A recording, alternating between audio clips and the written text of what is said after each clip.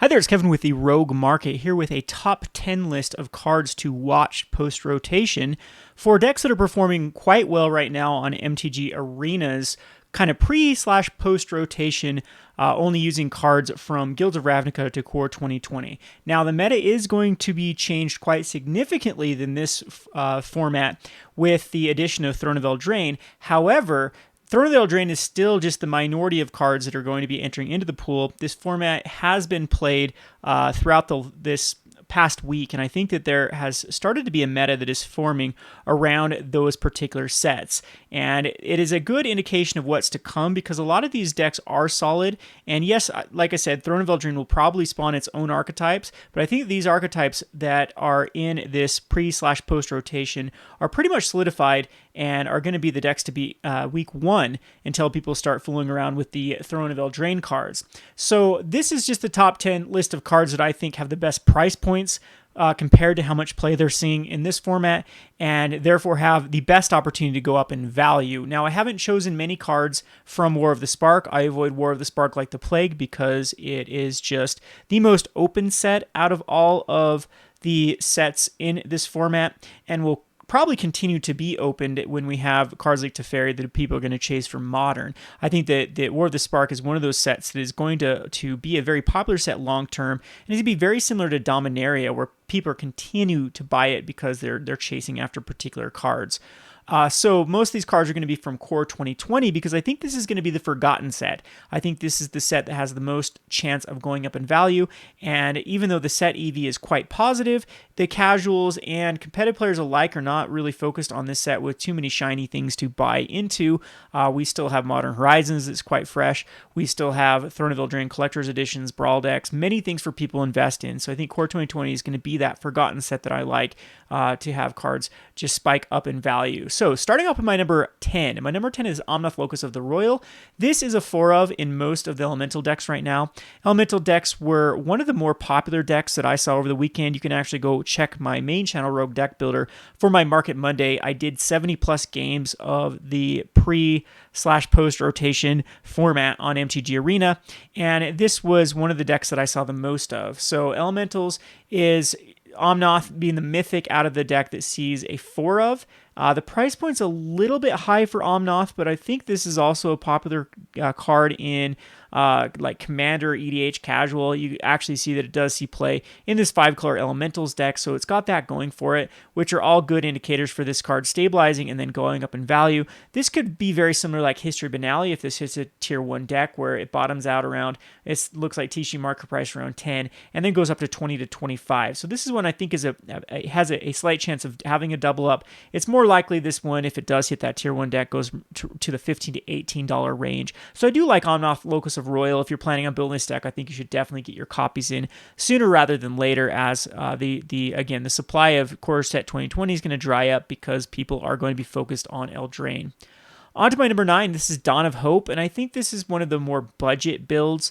There have been some pretty good spoilers for life gain, mono white life gain decks for Throne of Eldraine. There's an instant speed, Rally the Troops or something like that, where it puts in 2/1/1 human creatures and then you gain life for each amount of creatures you control. This curves nicely with a Johnny's Pride Mate with an instant speed contact trick kind of attached to it. And it also works quite well with Dawn of Hope, having you gain life and then being able to then draw a card. So most of the decks that I saw that were running this life gain strategy were running Dawn of Hope, if not in the sideboard, they were in the main. So I'm thinking this card, again, has a lot of potential for like EDH and Casual, actually sees a lot of play in that format comparatively to other Guilds of Ravnica cards.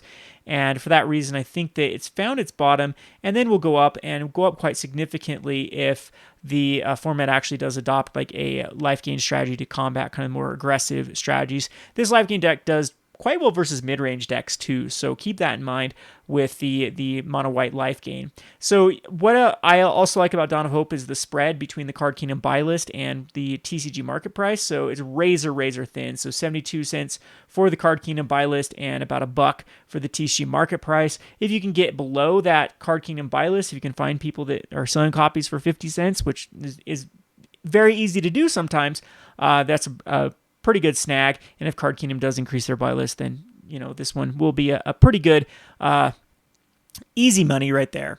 So I like Dawn of Hope for my number 9. My number 8 is Dreadhorde Butcher. This was probably the most successful deck I saw. Was the Black-Red Aristocrats based strategy. Dreadhorde Butcher was a 4 of in the deck. It was also the best 2-drop, and it also was the games where I saw where it was most explosive did come on the heels of a Dreadhorde Butcher. Dreadhorde Butcher is my 1 card for more of the Spark that I think is pretty decent.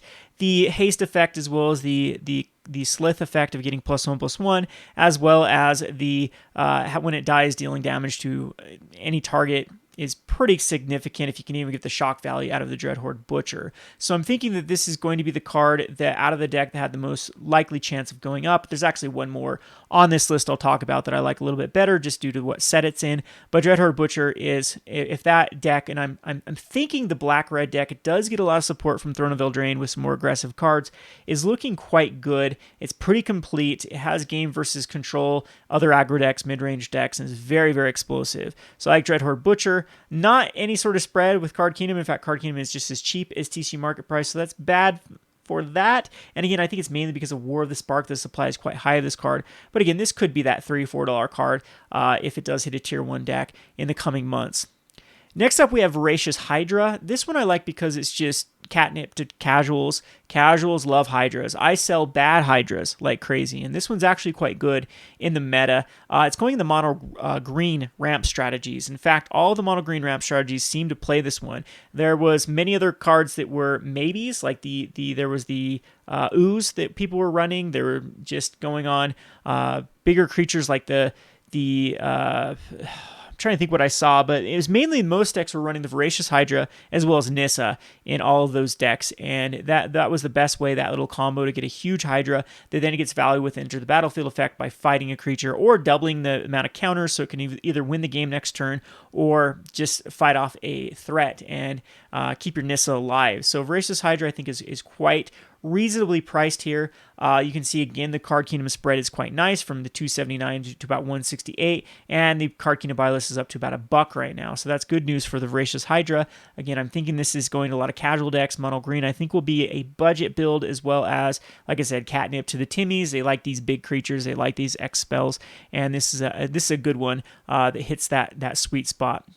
All right, on to the next one is Knight of Ebon Legion. This is a card that does have a high price tag, but it does see a lot of play in multiple decks. So I saw this one in a Orzhov Good Stuff deck, as well as the Black-Red Aristocrats deck was running it, as well as a few mono-black sort of tempo-based strategies were running the Knight of Ebon Legion. And what I like about this card is it just gets so much better with the Knight Tribal that is coming out in the Throne of Eldraine. There's a Mardu strategy for it. I'm pretty sure that it can be switched to Orzhov or Black-Red just Knights, and this is, of course, going to be the best 1-drop. It's got a very, very relevant ability by getting +3/+3 and Death Touch, as well as just getting bigger every time a player lost 4 or more life on your end step. So this actually does have some synergy with a few of the cards that were spoiled. There's a land that can draw you a card and lose life that can actually put counters on the Knight of Ebon Legion, as well as a lot of cards like Bolas' Citadel. Those are more cute with Knight, but I mean, this is the perfect card for a 1-drop that can actually be a threat later on,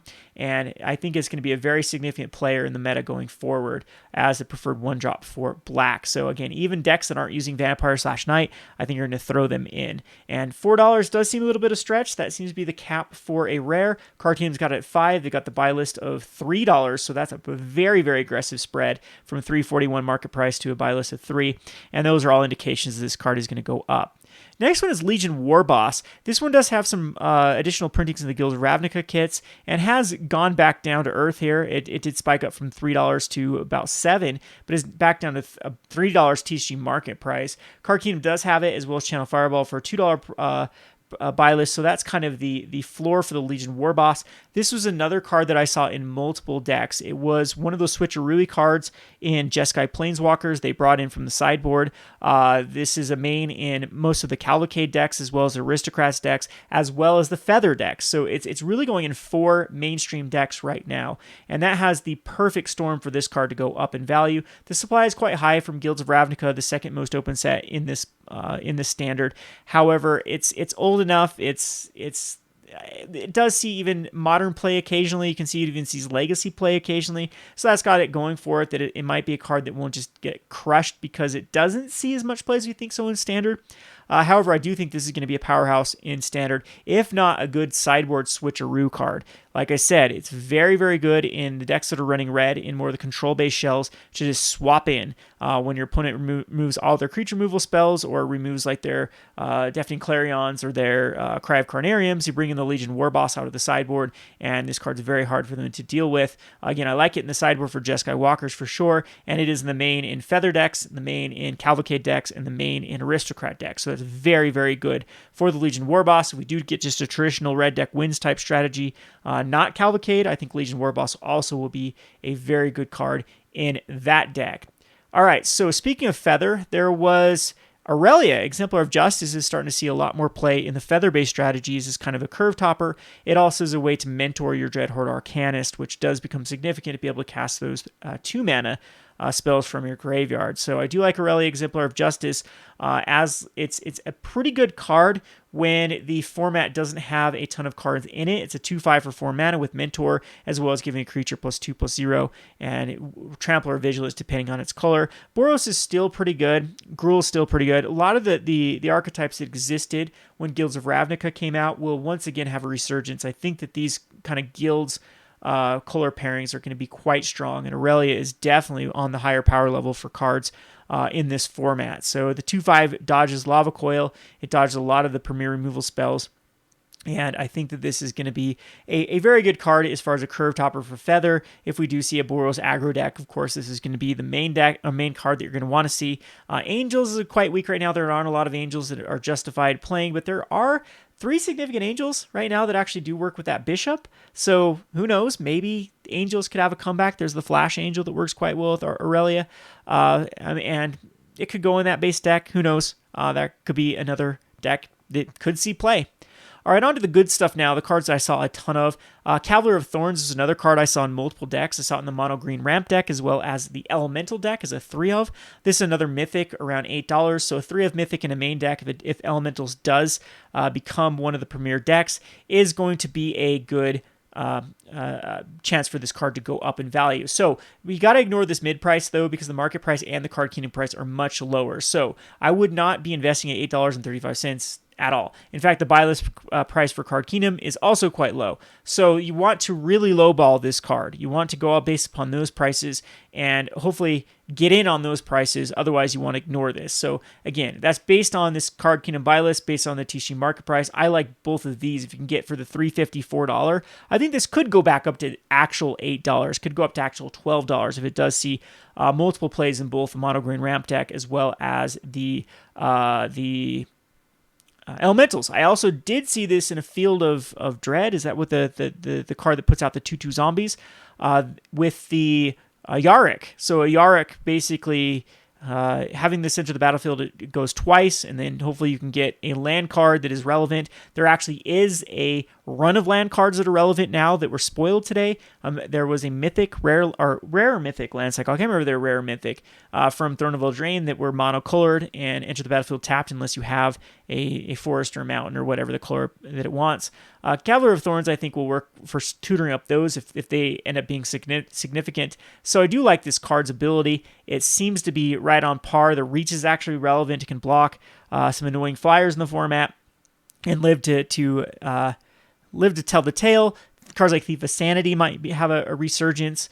So I do like Cavalier of Thorns. I think it's also that relevant Knight and Elemental tribe. So again, not the price point of this mid price. Definitely go based upon the market price and the buy list price from Card Kingdom. And if you can get around those prices, I think that's quite smart. All right, on to my number 2. This is where it gets good. This is the Priest of Forgotten Gods. Again, I really, really like this in the both Orzhov Aristocrats. I did see a deck that was running like Corpse Knight and the one when a creature dies, they lose a life, as well as the Priest of Forgotten Gods. So there's an Orzhov version of the Aristocrats. There's also the red-black, where the Priest of Forgotten Gods is just a powerhouse, especially combined with Chandra, where we can sacrifice the 2 tokens that are going to die anyway to then ramp up as well as draw cards. So there's a lot of synergy with the Priest of Forgotten Gods. I think it's right on power level for this format, one of the better cards that must need to be answered. And I like the price point, like the market price in the mid or razor thin. The Card Kingdom is not paying very good for them, but I expect this to go up because I do think that red-black is going to be one of the better decks out the gates, and that's where I'm banking my money. Just on my experience of seeing how much these play, looking at Throne of Eldraine spoilers and how they actually pair nicely with decks, cards like Priest of Forgotten Gods, especially a bunch of the venture cards that give value. And yeah, really, really solid card at the moment. That brings my number one because I saw this in a ton of decks. This is Chandra, Acolyte of Flame. Typically, I don't like rares at the $6 range, but this card saw so much play in various decks. It's in the red-black Aristocrats deck. It's in the Cavalcade deck. It was in the Elemental deck. I saw it in just a number of decks, even some of these white-red decks. I saw the Chandra that just got a lot of value out of putting those +1/+1 elemental creature tokens into play and having a 4 loyalty planeswalker that must be answered. Chandra I even saw occasionally in the Feather deck because of that negative ability to then get back a spell to get even more value out of those mana spells that were in the graveyard. So Chandra is just very, very powerful right now until more cards enter into the mix.